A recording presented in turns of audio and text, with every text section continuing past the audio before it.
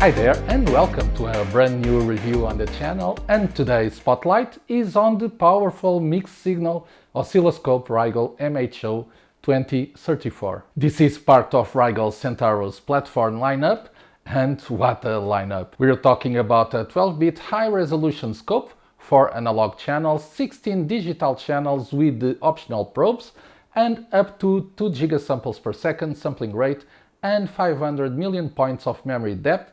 Seriously, this is no joke. So brace yourself, because as always this review is going to be a detailed one.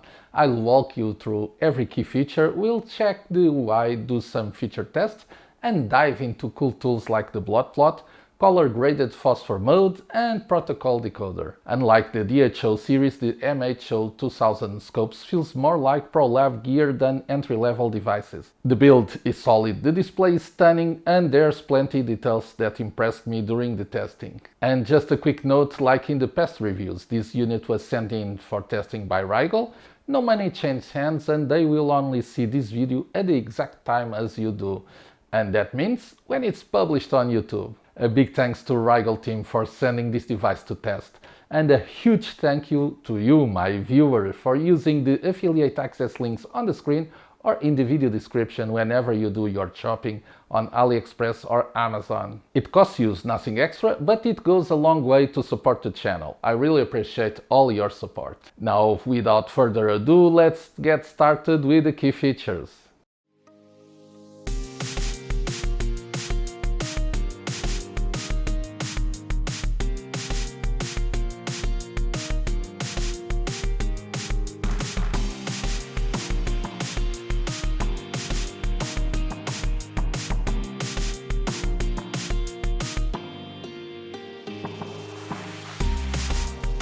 Allow me this small break to send kudos to this video sponsor, PCBWay.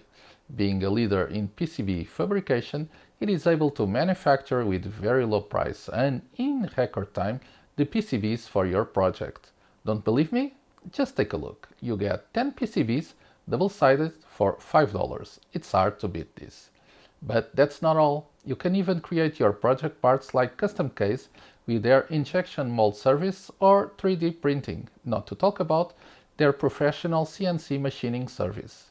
It's a one-stop supplier for all your project needs, and if you use the code below on the screen, you will get a $5 discount on your first order. As always, let's start with the unboxing, but since this is a demo unit, I don't have all the stuff that will normally come in the original packing. So let's start by seeing what was delivered with this device for this review. Well, obviously we have a big device, a big oscilloscope in here. It has the normal Rigol probes for 350 megahertz, if I'm not wrong. Something like that it should be, the PVP 2350. So this is the passive probe. We can have also active probes, but I will go to there after.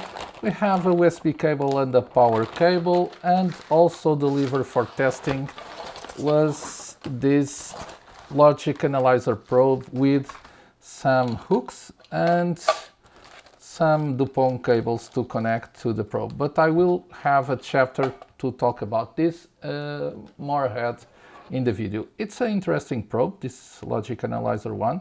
But again, let's see it more ahead in the video. So let's talk a bit about the outsides. Let's start with the bottom, and in the bottom we have the the USB port for upgrades, and we can even connect here. I have it here for connecting while we are demoing this. The USB dongle for the mouse. We have two outputs for the function generator or signal generator. Those will output two independent 50 megahertz signals. Also, we have inputs for 4 digital probes, logic analyzer probes in here. And we have the active probe connectors, also passive probe connectors, but it will work also with the active probe connectors. In this zone, we have the horizontal control, the vertical control, so the amplitude and time divisions, also the controls for saving the waveforms, the acquire, zoom and navigate buttons. We have two extra outputs in here. This one is for the signal compensation, the normal output that we have in small oscilloscopes for compensation, and in the big ones also. And this is a Hertz connector. Okay, this zone is the trigger zone, and we have also some touch lock, so it will lock the touch of the screen, and some quick button functions. And we have also the measures, the cursors, and analyze. In this corner we have the single, the run, stop, auto, default, and clear. So this is the normal keys. As you can see also in the 924 here in the bottom we have the same keys. The configuration is about the same. For last, all knobs are clickable, are buttons, so this is also used for some of the configurations.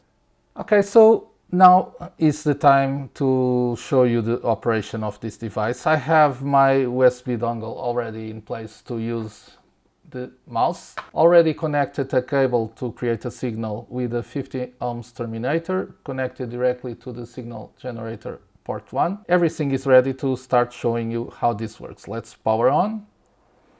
Okay, we have colors and lights in the channels. That's very nice. The screen, as you can see, is amazing. We don't have any type of reflection. If you can see here, let me see if I can show you. I will take this a bit to the side. This device has, this is the DHO924. While it is a great device, it has a very big reflection in the screen. This is like glass, and sometimes it can be a bit hard. But with this one, you don't have any reflection. The image is really cool, really bright and clear. So I really love this. This is the oscilloscope that I want to have when I'm a big boy. So right now, just waiting for the system operating to boot. This might take a bit, as you are seeing. I think the system operator is based on Android these days. But if it's not, please correct me. Yeah, let's just organize here a bit the cable and wait for this to boot. Again, this screen is amazing, really amazing. Well, you have on the screen already the image that is being captured from the HDMI. It will help when I want to show you something. You can see also the cursor of the mouse. And in here, let's start by activating the function generator with a sine wave. Yeah, that's about it. Should be enough for showing what is needed. Okay, let's do an auto. It's fast to do an auto, and we have a perfect sine wave on the screen. Let's start by the screen. The way of this device works is with windows. We can have several windows on the screen. Right now we have only one. That's the main signal window, and we have options for that window that we can configure. I will get back to this ahead in the future, and we have also some result window in here. Again, I will get back to this. Since we are using the mouse, it's easy to do several operations like moving the signal from one side to the other, and also in the buffer, or the memory buffer. And okay, let me put this again in the center. Okay, so we are again in the center. On the top we have from the left to the right the operating status, and this H is the horizontal time base label. Again, as you can see, this is window based. You can do several operations with it, and the mouse helps a lot, but it's not mandatory. You can click on the screen to open whatever you need. On the right side you have this A that will show you the sample rate and memory depth level in here. Again, this is horizontal, so the same menu will appear again as it appears here. And finally you have also the horizontal position label. Again, this is the same menu that is called when you press there. We have also with the T the trigger menu, and again I will show you this working more ahead in the video. We are just talking about the screen right now. And you have here the run and stop. This is the, well, the quick operation toolbar, as they call it. This is the trigger operation. If it is stopped running, you can put a single there, it will stop anyway. And you have here a bunch of options with that you can move with a finger, okay, or just with the mouse. You have an arrow there and you press and you will be able to see several options working. These options that you can see here, you can see also in this button on the bottom. We have a few more options in here on the bottom. Some of these options are new in this oscilloscope that are not on the MHO2024, but that is to be expected since this is a more recent unit. But not only that, it's also a higher level unit. One of the things that were not visible while it was power off is the colors in the keys. It's quite bright. You can identify everything quite easily, okay, and without any issue to activate. Going back to this menu, we have some options in here. We will cover all these options. It will be a long video. And in the bottom we have the 4 analogic channels, the 2 function generators menus to control both outputs of the function generator, the menu for the logic probe. If we press right now, we don't have a probe connected, so we are unable to see how it works.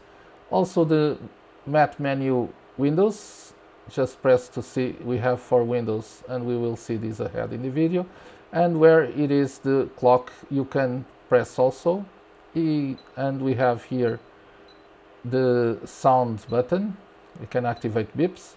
And also we have the the configuration menu that can be activated by pressing here or coming here to utility, okay.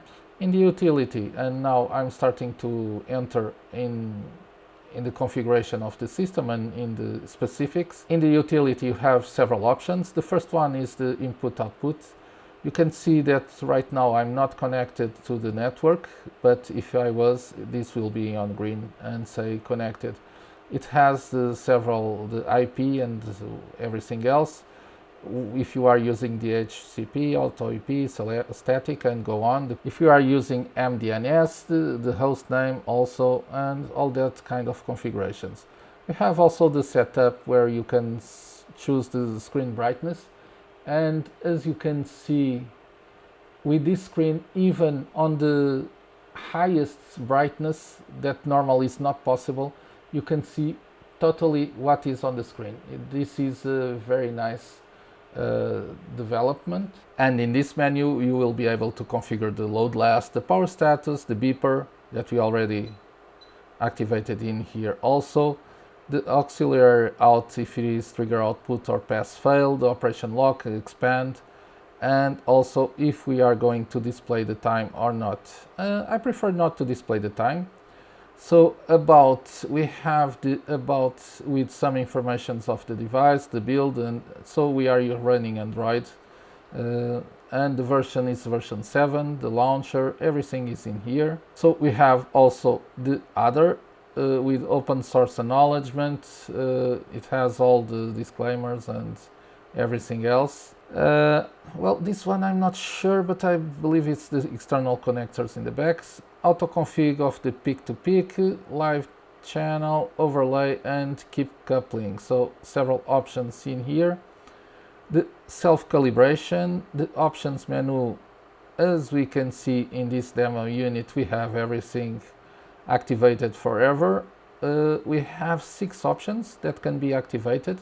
One of that options is the dual channel 50 MHz function signal generator. Also, we have the quick menu, and the quick menu is regarding these keys over here, what we will do when those are pressed. The quick, like now, is saving a file, and let's go here. It can save in PNG, BMP, or JPEG. It can invert, and it can be color or gray. Also, we can have different operations. If we do save waveform, it will save the waveform. The save setup, for example, it can show all measures, okay, for channel 1, and if we do this, it will activate all measures, start reset, record, and save group. So you can define what this button will do. Okay, and for last we have the self-check.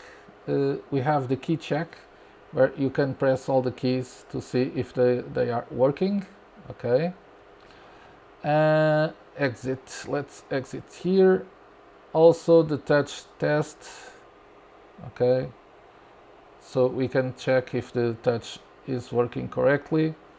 The screen test with 15 colors to see the dead pixels in the screen.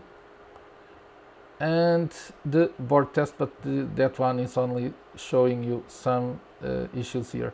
So it seems that we have 2 fails. Now it's a pass. Okay, so it's testing continually. So how do we work with the time range? For that we have here the knob to controlling the time range. Okay. We have also the vernier on or off if you press it. And if you want to be more specific about it, you can, for example, select the memory that will be used, the sampling rate, and also if you are with the rolling mode in auto or off. You can expand to center, the scale, the zoom. You can activate the zoom in here. The position also, you can change the position, so you can change it in this menu, the horizontal menu, or just drag this T over. You can activate the vernier on or off, and that's it in terms of the horizontal menu. You can also control, obviously, the vertical options. In the horizontal menu, you have this to go to the vertical options, but you can also press here on the bottom in the channel that you want to control. I don't know if you notice, he passed to channel 2, okay, channel 3, channel 4 to activate, but if you do a double click, it will open the window. Okay, so right now let me disable the other channels, and right now we are just with channel 1.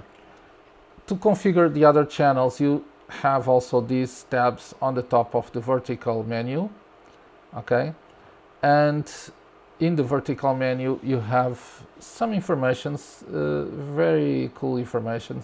I already talked a bit about this on the DHO924, but anyway, I'm gonna do a quick recap. So this is activate or inactivate the channel. We can also put the impedance in 1 megaohm or 50 megaohms, fine or not. The scale, the offset, everything is configurable. I will talk about the acquisition trigger and measure on another chapter. We can have the labels on or off. I don't know if you notice here in the mouse position the label being activated, and you can even customize the label with your own words or letters or whatever. Okay, you can have several other configurations. Let me show you something. You see here this schematic on the screen, and this is so cool. I love this. So for example, if you put AC in here, you can see that you have a switch in this place that will change. Okay, if you change, for example, this option to ground, you can see that in here it will change also this switch. Okay, if you change again to AC, both switches will change. So you can understand better. For example, if you change the impedance, you can see that the switch in here also changed. So it will show you in schematics what is happening when you choose some of the options available to you. And I love this, it's pretty cool.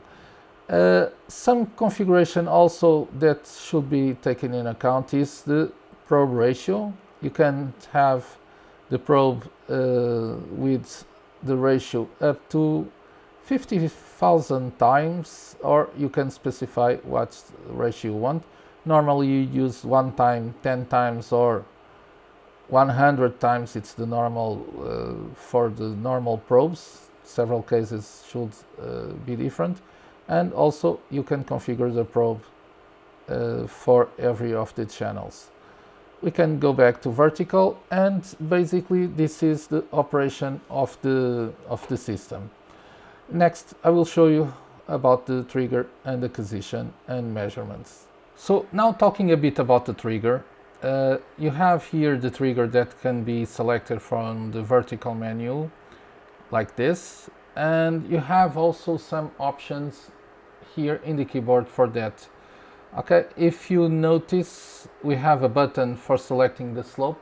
This is pretty cool. You can have rising slope, falling slope, or either. And this can be selected from a button. It's the first time I see this. It's very nice.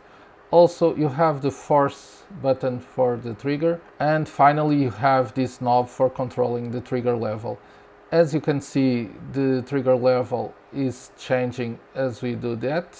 Okay, and let's put just okay, and by double clicking the trigger level, it will put at the center. This can be also achieved by specifying the level in here, or like this, you have a keyboard and you can specify the values. You can also select the coupling on this menu by selecting which coupling you want. You have DC, AC, LFR, and AFR. Also, you have the trigger modes. This one can be selected with normal or single. Okay. This can be also, the single can be used with this key here, and you can put the run stop always in these keys in the screen. The trigger type can be one of a lot of triggers available. It can be pulse, and with different triggers types you have different options. For example, the trigger on the slope, you have the video trigger, you have the pattern, and you have a lot of things that can be chosen. I'm just showing you the several options that you have in here. Timeout trigger, runt, window, delay. So setup, hold, we have a lot of options for the triggers. NTH, edge, RS232, this is a serial. I2C, we can have a trigger for I2C, SPI, CAN, flex ray, I don't know this one, lean, and I2S, and finally 1553B. Okay, as you can see, you have different options for each of the triggers. I will leave on the edge right now. And we have also a new thing, I don't saw this in the DHO924, that is the zone trigger. For that we have the trigger logic A and B, and or A or B, so it's AND or. We can display on off. Also we have the zone A, the zone B. Let's put the zone A, touch for zone. Okay, I will do that in a moment to show you. And we have the zone B. Okay, to show you this, let's activate zone 1. Okay, and you can draw what you want to trigger. Let's put this as trigger zone 1, and let's put this as trigger zone B. And you can have these zones A and B on the screen for the triggering method. Let me clear this trigger zone, and off. Okay, but those zones are defined. You can touch for operation, as they say, to draw that. Other way of doing this is coming here to draw rectangle, and you can draw and do what you want. For example, horizontal zoom in, you can do it with the draw rectangle. Okay, reset, and it will be to normal.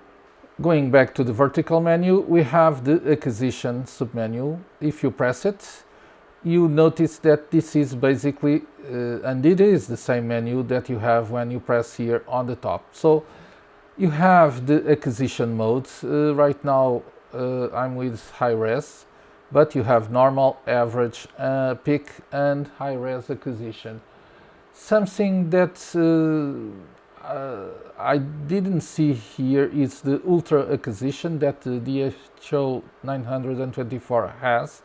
That is a cool feature. If you select the average, you can have the number of average acquisitions you want, the peak, and in the high res you can do it in 14 bits or 16 bits acquisition. So still on the vertical menu, the third sub option on the right side is or submenu is the measurements or measure. You can activate this measure menu by using this submenu measure like this, or you have this key measure on the keypad to activate this, but not only, also on this quick options menu you have here the measure icon or option, and if you come here to the bottom on the R from Rigol logo, you have the measure option also, so you can activate this in a lot of places. In the vertical menu you can select which channel you can use the measurements. Right now you have 4 analogic channels, you have 16 digital channels, don't forget that we start at 0, and 4 matte virtual channels. Okay, so I will keep this on 1.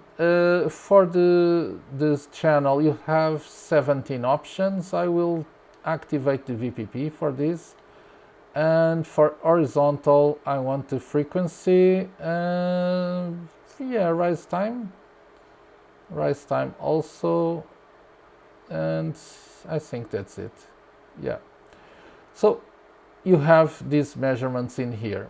Also in this last tab you have the other measurements, where you have the source A and source B. You can select which channels will be the source, and you have the operations, the functions that will be executed within these 2 source channels.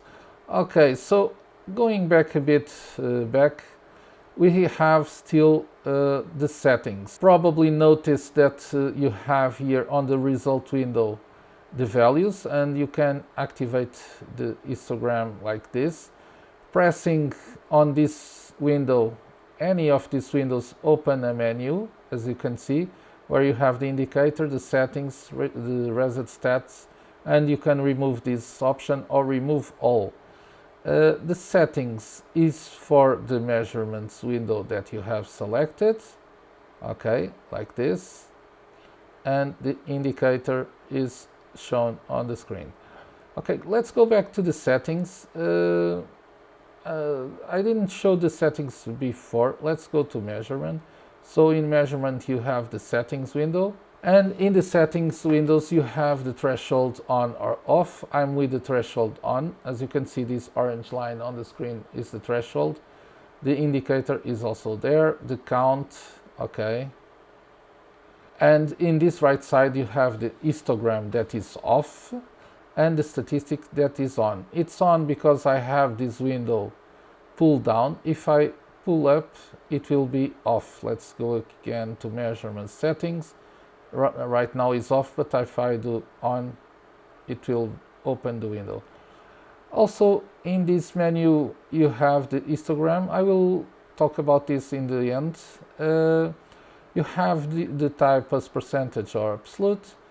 You have here for the search the upper, mid and lower percentage that is being processed. The AMP method is auto or manual. If you choose manual, it will show you 2 extra options, the top and the base, okay. And the result position, in this case this window, can be on the right, on bottom, or in both sides. So the region is on main. On zoom, zoom is not activated, so it will not work, as you can see on the screen. And cursor, you can have these cursors that you can move around to change the measurements. Okay, let's go again to settings. Okay, let's change this again to main. One of the things of the cursors that we will talk about a bit ahead is that you can have AB on or off also. Let's put this again to main because cursors is another chapter. Okay, just to finish this, we have the histogram that I can activate.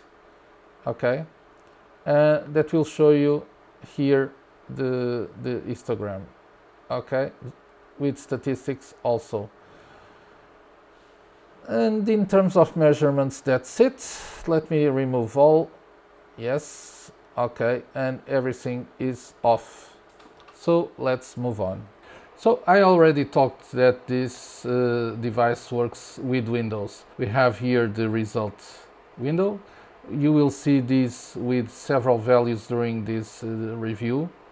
And we have also some hamburgers here on the top, this hamburger menu, that will give you some options. For example, the persistence time of the window, of the signal in the window. So this is the persistence. The wave intensity, you can see that it changes a bit when I do this. And you can also define the grid on the window, full, half or none. The grid brightness to more brightener or not. Let's put this at 50%. The window transparency, so this is regarding the window itself.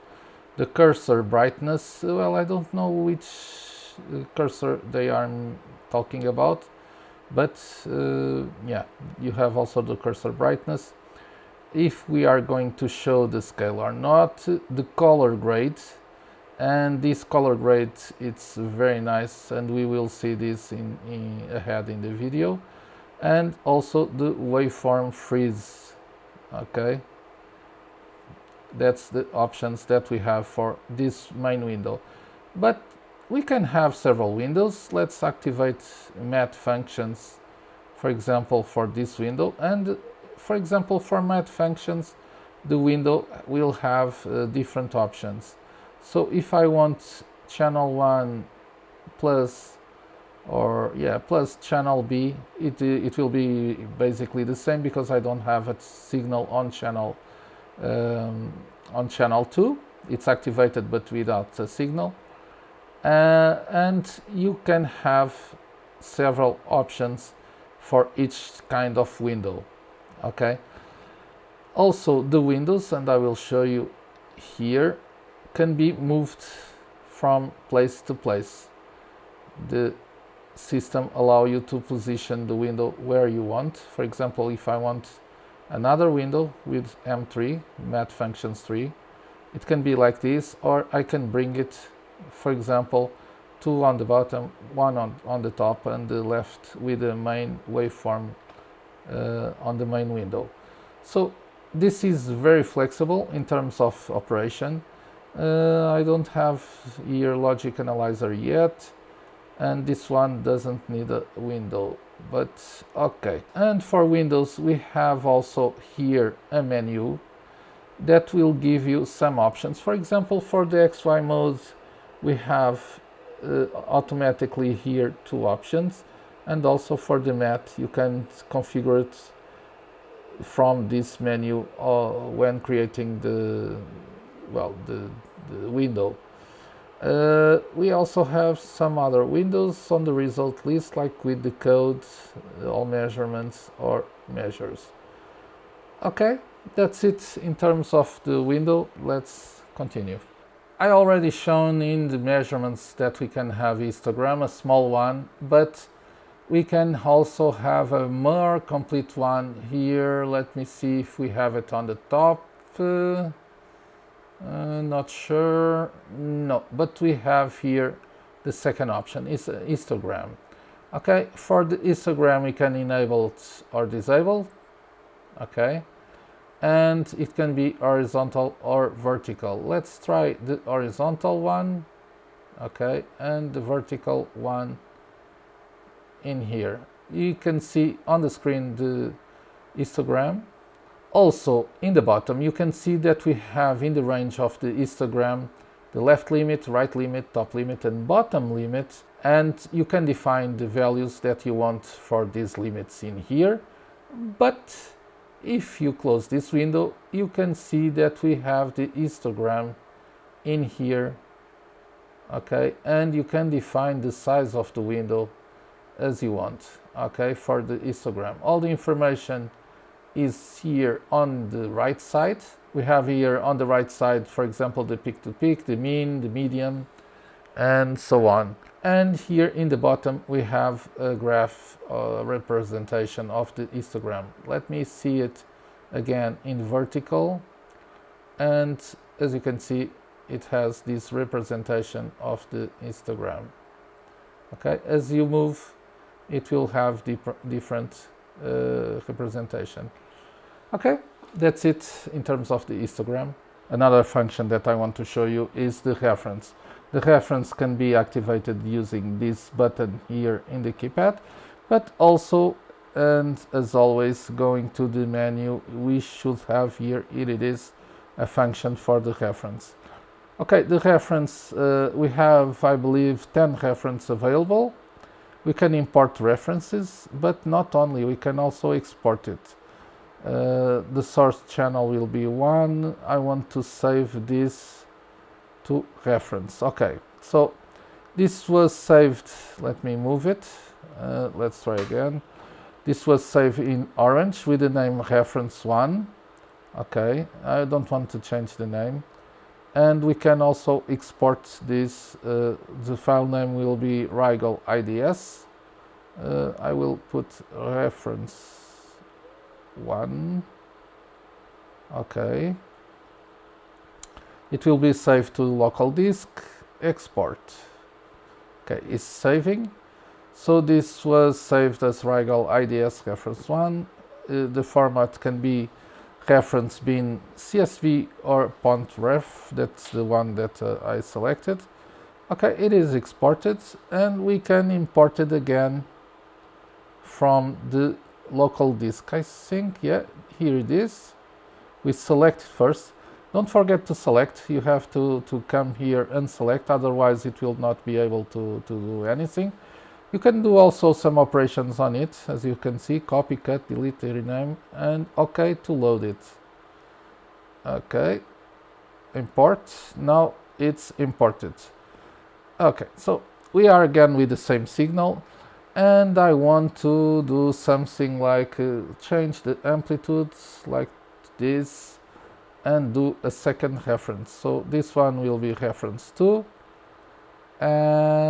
What do I want? I want light blue on reference 2, and this one will be called, yeah, Ugo. Let's call it this Ugo. Seems okay. This reference will be called Ugo. Okay, seems good to be saved. We can export also, reset, and so on. Okay, so right now I have reference 1, reference 2, and this is nice because we can compare the signals if they change just by putting on top of it. But that's not only what you can do with these reference signals. For example, now I will increase the amplitudes of the main signal like this, and let me activate channel, the MET channel 1. Okay, 1. So with the MET channel 1, we can, for example, come here and select reference 1 and reference 2. Okay, and see what is the difference between one and the other. Okay, so for MET 2, I want to compare channel 1 with reference 2. Okay. Do I need to do anything else? I have to activate. So this is active. And what I want to show you is that you can use the reference that you created also to do MET functions on the system. And that is pretty cool. Really cool to do. And in terms of reference signals, that's it. If you change here the amplitude, it should update something. It is updating channel 2, MET 2, sorry. Okay, here it is, as I change this. Okay, this is just a curiosity. Some cool function to have in the oscilloscope. The DHO924 has exactly the same functions, and I love it. For this next chapter, I could use also the signal generator from the MHO2034, but for easiness for me, I will use my DG922 Pro. I have two square sine waves on the screen with 1 MHz, and the next thing I will show you it is the XY mode. So I have here on the menu option for the XY mode. So let's see what we have for XY menu. It opens this window, and we have also this source with grid half or none available. So nothing serious going on here. Let's see if I can move this to the center with the mouse. No, it seems not. Okay, but I want to, let me try to move the options in here and try to animate this. Let's start with this. So this is smooth, really smooth. Let me open a bit the circle and the time division. Okay, so I moved the circle a bit to the center. Let's add some variations to it. Okay, let me just change here and increasing the megahertz. It will do the job. Okay, so I want to speed this up a bit, and that's it. Very smooth, really nice image, no flickering at all. The rendering is so smooth, I like it very much. So we talked a bit about the cursors on measurements. Now let's see the cursors itself. So for having the cursors, you have this button that will activate the cursor functions, and you will have on this right side the mode that the cursor will be working. So it can be manual or tracking. If it will be tracking, it will automatically track what you want. As you can see, the tracking is working as you move the cursor, and once again this can be done with the mouse or just with the finger on the screen. It will be easier with the mouse, but you can do it with the finger also. You can track X or Y, and what else?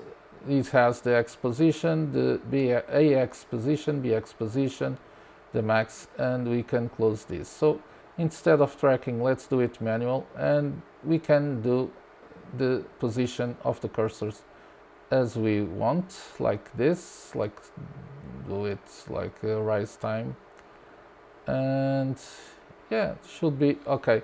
And in the bottom you have the values of AX, AY, BX and BY, and the deltas for both of them. So this is the normal operation of the cursors. So the cursors, as I explained, can be activated with the cursor key, but also you have in this quick operation toolbar on the top the cursors in here, and again if you come here to the logo, it's the third option to activate or deactivate the cursors.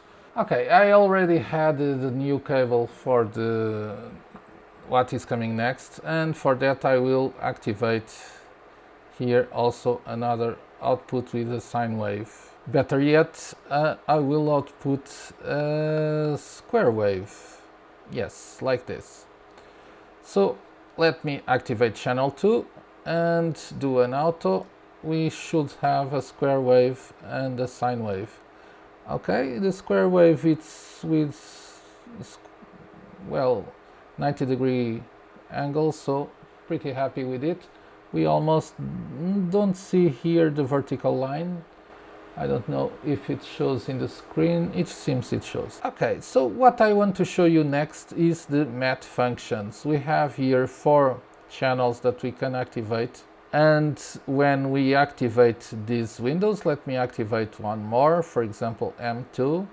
We can position the windows wherever we want. For example, for M1, I will come here and select, you have this burger option that can select which options you want on this matte functions. So I'm in matte window 2 with the source channel A, channel 1, and let's put the channel 2 as the second source channel. The operator will be A plus B. The scale, everything is okay. We don't need to invert, but if you are noticing in the screen, when I invert the signal here, it will be different. We expand to ground, can put labels on it, display area on main or matte function. We can put this on the main area, as you can see. Let me show you. So it will show also in the main window, but let's continue. I want this in the matte function. And waveform main zoom, grid, matte to auto setting. So it's auto set it. And for matte 1, what should we do? Also channel 2 as input. And what we will do is, for example, divide. Okay, so it should give you a good example of what we have. I think that's okay. It will be enough to explain. So we have the main channel here, and you can pick up the windows and pass it wherever you want. Again, to the bottom, to the sides. Yeah, you can use it as you want, and you can activate as many as you need in terms of windows. Okay. So we can have a lot of matte functions in here. So let me now close the windows. We don't need so many windows. And in terms of options, I think that we have this covered. So that's it. Very nice. And again, with an awesome image on the screen. Let's move on. So now I will cover some functions that are aggregated in the Analyze button. For that we have DVM. DVM will be the first one that I will cover. DVM is a digital voltmeter that you can have here on the oscilloscope. I have the oscilloscope connected to this Arduino board because I will do some testing with the code further ahead, and I want to test it. But as you can see right now, it's measuring DC with a bandwidth of 125 megahertz and 4.9062 volts. I must say that this should be very accurate. Should be this is outputting 5 volts, so should be almost there. In terms of the voltmeter, you probably can get it here or not. I'm not sure right now, but at least you can always open it here, and it will show you in the result window this little window. If you press in the window and settings, you will be able to specify which channel will be working with the voltmeter. If you are using AC RMS DC or AC plus DC RMS, you can set up a beeper, an alarm, and what will happen is you can define in these boxes what are the limits, and it will beep when the voltage is within the limits or out of the limits. And you can always remove it like this from the screen. To bring it back again, just press Analyze and activate it. So that's it in terms of the digital voltmeter. Another function available for Analyze is the counter. Let me show you. So we activate the counter like this. As you probably know or not, but the Arduino has a crystal of 16 megahertz, and right now the frequency that is outputting is around that. A little oscillation here, but is more or less that. We can also, let me connect here to channel 4, my function generator. I'm opening channel 1 and it should have, let me see, like 1 megahertz bandwidth. Okay, so if you want to change the counter, you can come here and, for example, choose channel 4, and it will be able to see the frequency. You can always see the periods. Okay, so what is the period that is outputting? And with totalize, you will have the total megahits. So this is the amount of counters cumulative. Okay, so basically that's it. The counter is a very simple function, and I think that we can move on. Going back to the Analyze button, we still have here the UPA option. This option can also be called from here, and yeah, let's call it. And you have two types of analysis: ripple analysis and power quality. For the power quality, you can have a source, the voltage on channel 1, for example. You can select the channel. The current will be on channel 2, and you have the frequency reference as voltage, can be also current. So the reference level is a percentage or absolute, okay?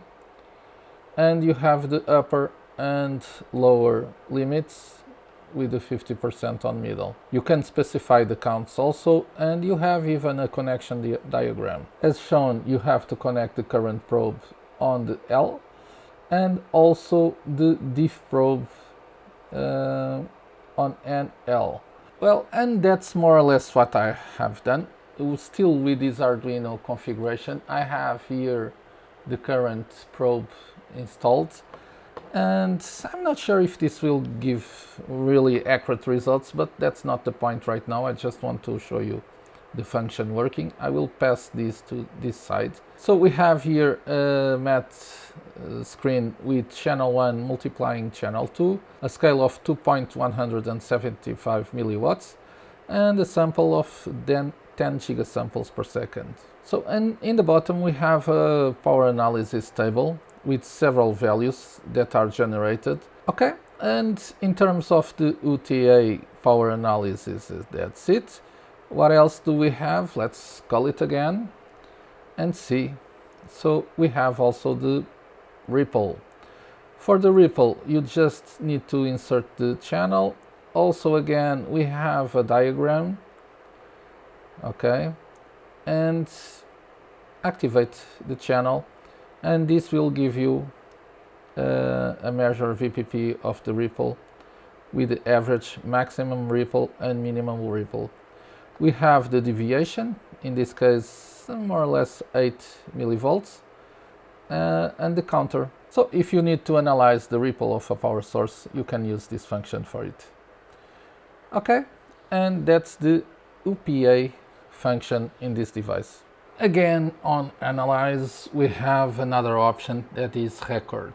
On the screen you might see some digital changes while from time to time. This is the Arduino outputting a serial string. Let's try the Record option. The Record again can be also opened from here, and we have a weird stuff going on with this Record function. As you can see, the max frames allowed are 3. Let me try to diminish here to 10K. Probably might be that the problem. Let me see, because it's a lot of memory being used. Record. Okay, better now. So let's try to put here, I don't know, 300 frames or 3000 frames. Right now we have 126, almost 27,000 frames available. Okay, 10 nanoseconds delay, and we will start recording. For that, you press here on Record. Maybe 3000 frames, it's a lot, but yeah, it will take a bit to no, it's too much for this. Okay, let's put this in 100. That will be acceptable for this presentation. Okay, so again records, and we have it already saved, and we can now play it or save it or whatever. But what is this? I remember this is for playing it continuously. Okay, so to play it, you are able to see on the screen, and we can go frame by frame back. Okay, I will minimize this, you can minimize it, and you can see the frames being displayed on the screen. So you can record what is captured to the memory. Let me put play again, and this should happen with a difference of 1 second. So each second this will display a string on the screen. This Arduino that I have here is displaying a string. It's sending through the serial output a string that says Rigol MHO2000 TechCorner review, something like that. So this is that string, and you can activate the, well, whatever you want. For example, the histogram of this, you can work with it. Let me take it out, clear. I want to close this, remove. Okay, so in terms of the records, this is the way it works. You can also save it to the memory, save wave, data source from record, okay, and with the file name where you save it. One other thing of the save, you can save the screen and the memory also, okay. This format you want to save, the overlay on or off, and everything. So I don't want to save it, but just to let you know. For last, in the analyze menu or window, we have this pass-fail function. Okay, we have it here also in this menu, and as the name says, it allows you to set a filter that will trigger if passed or fail your test.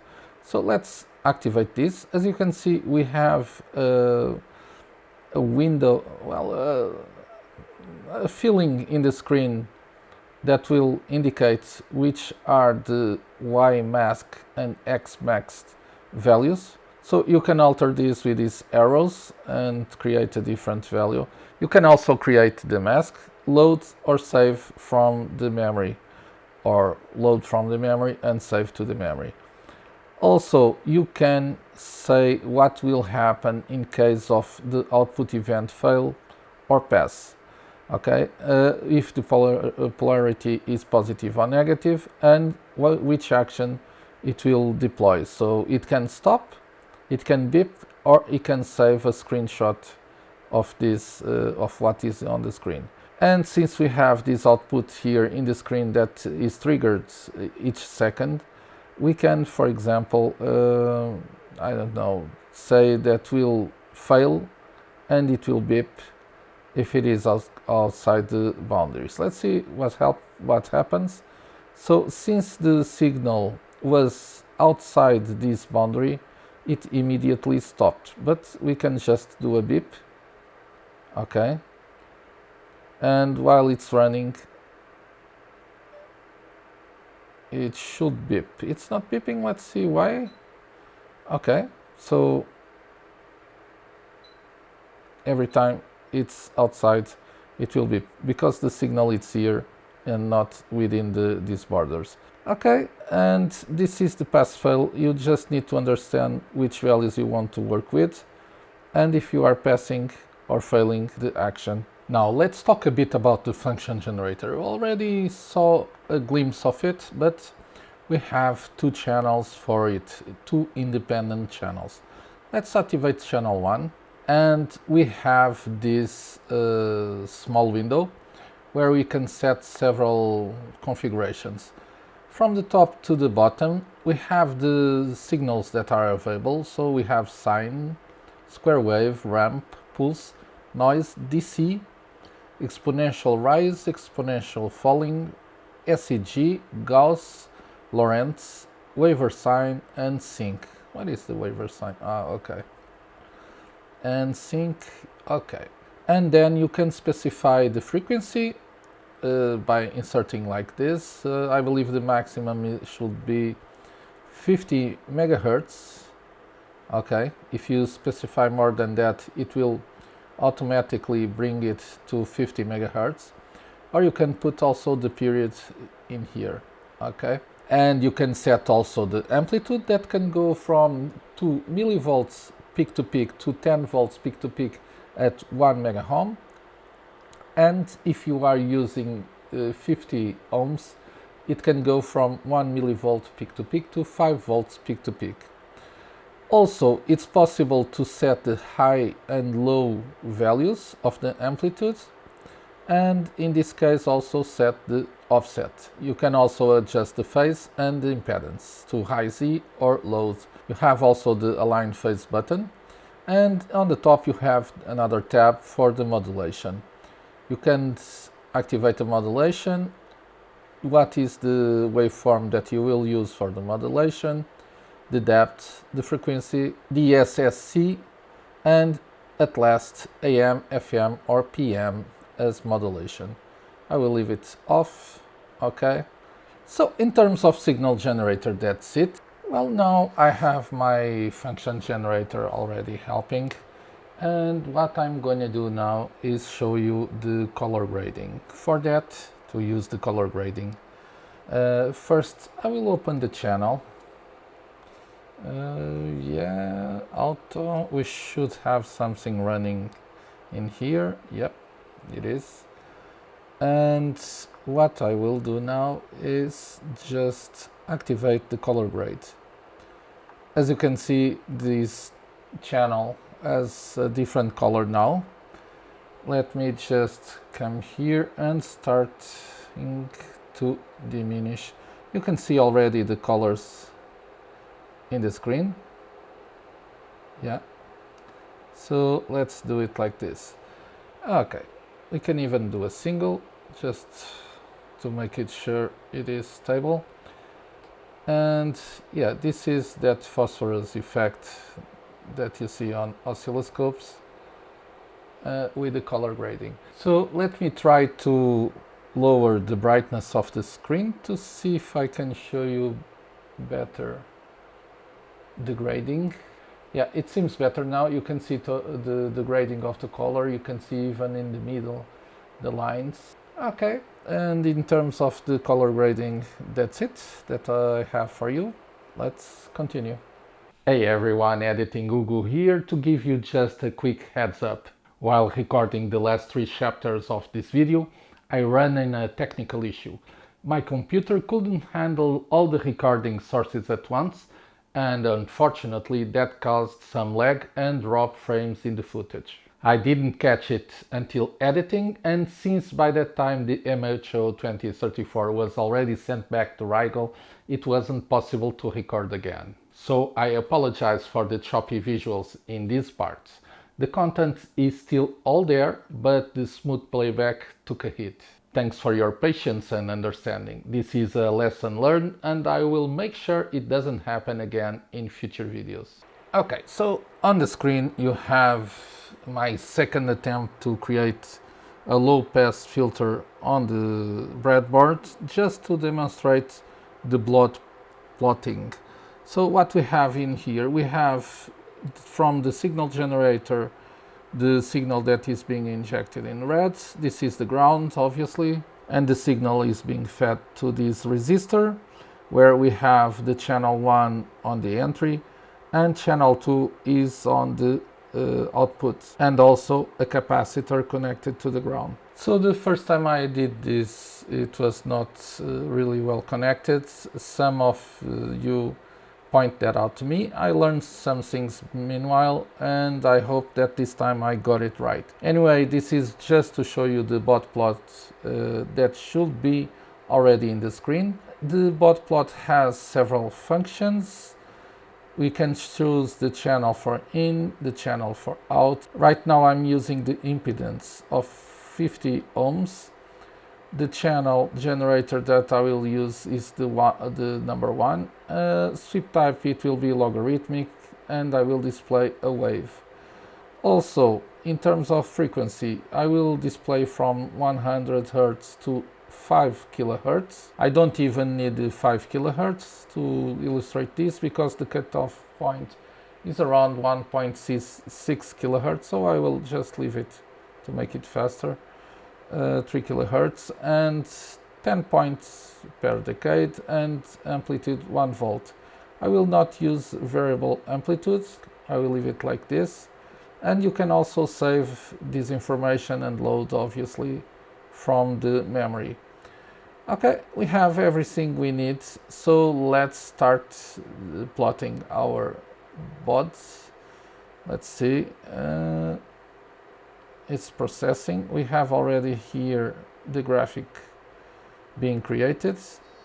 It should cut off around this, yeah, like that. And it shouldn't take much more time to do. Basically, that's it in terms of bot plot. So on the screen I have already the signal that is being output by my Arduino. This is a string that says Rigol MHO2000 TechCorner review, or example TechCorner review, I don't quite remember right now. And what you see is basically the signal that is being output by the Arduino. So the idea is to show you how we can use the protocol decoder. We have it here. Right now I'm using channel 1 for decoding this signal. And let's see what else we can do here. So we have 4 decoders. The first one that I'm using is the red one, and for each decoder we can select the bus type. So it can be parallel, RS232, I2C, SPI, LIN, CAN, FlexRay, I2S, 1553B. Okay, so you can use these 4 decoders and you can use all these protocols in which decoder. Also, you can activate the bus here. Okay, you see on the top that appears here parallel already, but with bus 1, and you can select the parameters, different parameters for each of the bus type. So right now for parallel we have the clock and the bus. We can select the channel between the analog or digital channels. I don't have the probe connected right now, but if I connected, the channels that are there will appear here. Also we have a threshold, the Indian for the number conversion, the polarity with negative or positive, and we have also the white. This is specific to this parallel bus type. But this part in the bottom is the decoding part. It can be hex, decimal, binary or ASCII. Also, you can activate or deactivate the label. You can see it here appearing, and we can have a event table with the entries that are found. Let's take a quick look in the different options for each of the bus. For example, parallel, we have the transmit-receive channel. Again, you can select which channel you want to use. Also, the data, in this case, the data bits and parity and stop bit also from the connection, the baud rate, threshold again, polarity, and Indian if it's LSB or MSB. The rest in the bottom is basically the same. For I2C, we have SCL and SDA. Again, you can select the channel, the threshold for each of one, the exchange if it is SCL SDA or SDA SCL, we can change it. Okay, let me deactivate channel 2 that meanwhile was activated. And again, in the bottom is basically the same information. SPI with MISO or MOSI, the clock, again, the mode, can be timeout or can be the CS, so you can use the assert probe to control this. As you can see, we can select another probe for this. Also, if the slope is rising or falling, and a few other options. We always have the MSB and LSB here around. Then we have Lean with the source, threshold and baud rate. We have parity with or without, and which version. Okay. CAN also with all the parameters around it. And flex ray, I don't know this one. Okay, 10 megabits signal. Okay. And I2S, again, all the parameters for this bus type. And finally 5053B, also with very simple parameters. I will try to do something with the RS232, and for that what I will try is to activate first of all this with the receiver. The polarity is positive, 9.6 kilobits. It's the speed of the output from the communication, the serial output of the Arduino. 8 bits, parity none, and stop bit 1. So Endian, it will be LSB, and it will try to decode to ASCII. Okay, we have the event table also on. Let's see what we can do with this. Okay, I will trigger this also with RS232, positive start. I will try to identify the W, the lowercase w. It's the character, ASCII character 119. The speed, everything is as it should. So let's do, okay, run and do a single. Okay, so it's done. We have here the signal. Let me open a bit. And if we open the amplitude, we should have here the data. Right now, the problem that I'm having, and I passed a great part of the day trying to understand this, is why is this not decoding as it should? Okay, you can see on the screen the characters that are being decoded, but they are not the characters being outputted. I already tried to inverse to negative. As you can see, it gives different results, so positive should be the one correct. Also change the Endian, didn't help. Not sure what is the problem with this, and I can tell you there is a problem because, as you can see, I have two probes connected to this output signal, and if we move the signal, also you can see here on the table that the text is changing, but let me change the time base. Yeah, you can see the text changing, but the problem is that it's not showing the correct values. Even so, I can show you that this is working just by using this part. I will now move the MHO a bit to the sides, and if I bring my DHO924 that is doing the same decoding, I will put on the screen now the screen of the oscilloscope, and you can see that we have here TV review in this part of the signal. So it's decoding the text, and you have it here also on the table. You can see clearly the review, and the TV is from TechCorner. But yeah, we can see clearly here that is being decoded. So I don't understand why it's not working with this one. Might be something that I'm doing wrong, but anyway, what I need to show you is this working, and here it is. This is one of the first versions to come out to the market. Maybe it might need some adjustments in the firmware. Don't know. I will report this to Rigol. Okay, let's move on. So now I will talk a bit about the probe. It is delivered with this probe. This is the PLA 3204, and this one uses a USB Type-C connector to connect the probe. When you connect the probe to the oscilloscope, let's do it here, okay, Immediately this will power up. As you can see, we have A and I think it's a letter 1 or something like that. And this terminal will support only 4 of these high quality DuPont cables.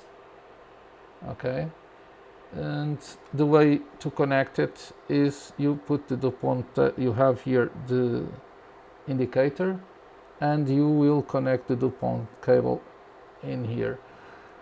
After, you have also these claws that are connected with this end of the female end of the DuPont cable, and I think that's it. Yeah, and you are ready to use it. So what happens in the screen when you connect this? You immediately will have access to this menu. This is the logic analyzer menu. If you notice, you have here a light to activate or inactivate the menu, and in this menu you are able to activate all the channels. You can see, for example, D0 where the mouse is. When I disconnect, it will not be green anymore. Also, you have these labels, if I understood correctly, that you can activate or inactivate. You can see it here, on or off, and you can set for these several expressions like the ones you have on the screen, but you can set your own if you want. Okay, so if you want to change the label, as you can see right now, it's bit in here. Okay, the user will be something like D0. That was what I had before. Okay, so D0. In terms of usage, you have also the threshold that can be configured from one of those that you have already in here, and also you have the user.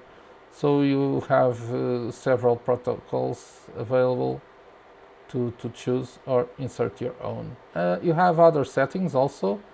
We can put the large, medium or small. If you notice in the bottom, it will change according to the choice you do.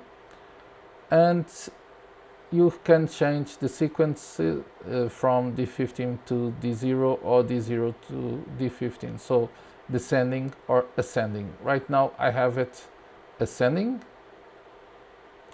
And you can also configure a probe delay and a display priority. Just to let you know also, when you have the probe connected, you can use the channel here, for example RS232. You can select the channel you want to use also with this. And in terms of logic analyzer, that's it. Wrap up time, and like always I will try to keep this summary clear and helpful, even there is a lot to say about the MHO2034 after all the time I spent with it. Starting with the price, let me tell you that the Rigol MHO2034 isn't your budget scope. It lands around 2,400 to 3,300 euros depending on the specs, your region and supplier. This is roughly 2,500 to 3,400 US dollars for my American friends. But for that you are getting what I call a pro tier performance at a semi-pro price. This isn't the HO800 or 900 series, it plays in a higher league. On the design side, this scope continues Rigol's clean and functional look. The plastic feels sturdy, the buttons are clicky but precise, and the 10.1 inches touchscreen is both bright and accurate. You really feel the responsiveness when navigating menus or adjusting waveforms, and the non-reflection film it has makes working with it a very special experience. The rear includes all the ports you'd want: USB, LAN and HDMI for an external display, making it great not only for lab work but also for video capture setups like the one I use here on the channel. Note that you also have the VESA mount holes and a connector to a battery that will allow you to work with it on the go. On the front, other than the 4 BNC connectors for the analogic probes, you have also 4 USB Type-C connectors for the logic analyzer probes and 1 USB Type-A that will allow you to support a mouse or even a keyboard. Feature-wise, this is where the MHO2034 shines. The color grading of the phosphor display is incredibly useful. It helps to visualize frequency and signal intensity over time, especially during glitch hunting or long signal acquisitions. You get a full 256 levels digital phosphor, which is very smooth and easy on the eyes. The Bode plot function works beautifully. It is perfect for quick frequency sweeps and transfer function analysis. You need protocol decoding? It's all here. You've got I2C, SPI, UART, CAN, LIN, I2S, RS232 and more, including FlexRay and MIL STD 1553. And Rigol does a great job overlaying the decoded data right on top of the signal. Easy to read, easy to debug. To test the logic analyzer interface, I use the optional PLA 3204 USB-C probe, which the scope handles natively in a mixed signal environment and gives you 4 additional digital channels, but you can extend it to 16 digital channels with additional probes. You can align digital and analog traces side by side and use full trigger functions across all channels. For embedded work, massive help. As for performance, let's talk about the sampling rate of 2 gigasamples per second that will give you no compromise when using all 4 channels. And it shows the edges are sharp and transitions are crisp. The model that I have on the workbench and tested, the MHO2034, supports up to 300 MHz bandwidth analysis, and this will get you measures rise times in the nanosecond range.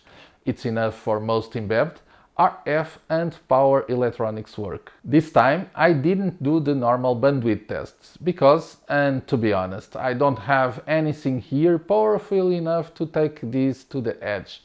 So today was only a walk in the park to show you the features. Now memory, it's huge, 500 million points available for one channel or distributed across channels when using multiple channels. Either way, the memory's depth is one of the best in its class and allows you to capture long records without losing in detail. And you can zoom in all the way without delay. So what is my opinion? This scope is the sweet spot between price, precision and practicality. It's fast, deep, intuitive and packed with real-world features, not just marketing checkboxes. The UI is smooth, the hardware feels solid and the analysis tools work flawlessly. Well, almost. I did have a small issue with the protocol decoder that was not working as it should, unlike my DHO924 was performing.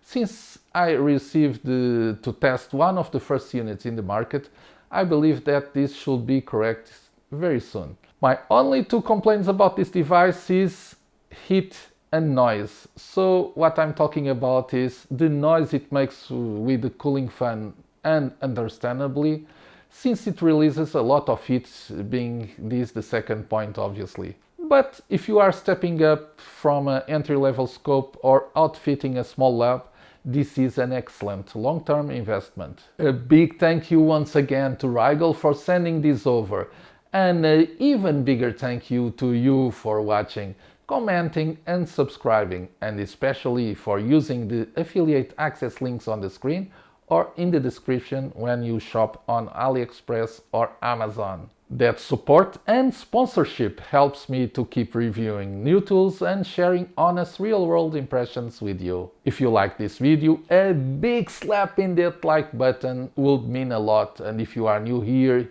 hit subscribe. Every week I get new test equipment in for review, and by this way you'll be on the loop with new devices that hit the market. That's all for today. Thank you so much for joining me in this video. I hope to see you in my next one. Until then, take care.